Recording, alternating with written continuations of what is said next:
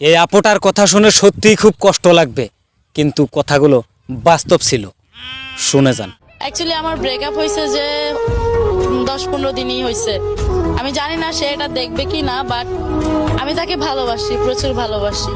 আসলে ভালোবাসাটা হচ্ছে এমন একটা জিনিস, এটা হচ্ছে ভাগ্যের উপরে ডিপেন্ড করে। আমাদের কাছে মানে আমি আমার ক্ষেত্রে যদি বলি, আল্লাহর রহমতে আমার কাছে সব আছে, শুধুমাত্র যেটা নাই সেটা হচ্ছে একজন পুরুষ মানুষের ভালোবাসা। ভালোবাসা দিবস অ্যাকচুয়ালি আমার জন্য না। অ্যাকচুয়ালি সত্যি বলতে আমি আজকে 15 দিন পর বাসা থেকে বেরোইছি, মানে 4 দেওয়ালের ভিতরে 15 দিন ছিলাম। অ্যাকচুয়ালি আমার ব্রেকআপ হয়েছে যে 10-15 দিনই হয়েছে। তো আমার ফ্রেন্ড আমাকে অনেক বলতেছে বের হওয়ার জন্য, যে কালকে ভালোবাসা দিবস। অ্যাকচুয়ালি এটা আমার জন্য না, তাও চিন্তা করলাম যে যেটা চলে যাওয়া সেটাকে আমরা যতই চেষ্টা করি সেটা ধরে রাখা সম্ভব না। তো সবকিছু বাদ দিয়ে নতুন করে শুরু করতে হবে, এইটা চিন্তা করে বের হয়ে গেছি। আজকে যা শুট করব চলে যাব, কালকে আর বের হব না আমি।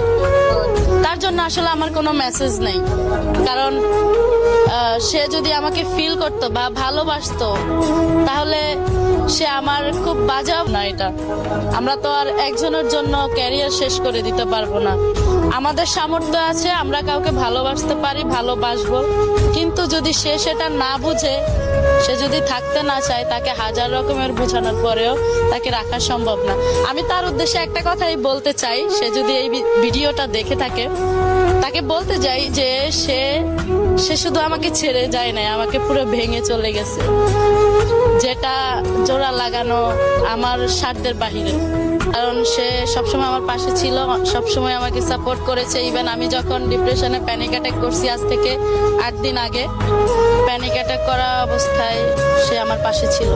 আমার ফ্যামিলির কেউ এখানে থাকে না, সো সে আমাকে অনেক সাপোর্ট করছে। হসপিটালে আমি 4 দিন ছিলাম, 4 দিনই আমার সাথে ছিল। So she deserve it।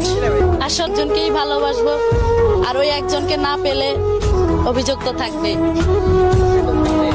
তো গাইস, এই আপুটার কথা কিন্তু আপনারা সম্পূর্ণ শুনলেন। জীবনে যাই করুন না কেন, এইরকম ধরনের বোনদেরকে কেউ কষ্ট দেবেন না, কারণ ওদেরও তো একটা জীবন আছে। ওরাও তো এই পৃথিবীতে ভালো করে বাঁচার জন্য একটা স্বপ্ন দেখে, তাদেরকে কেন কষ্ট দিন ভাই?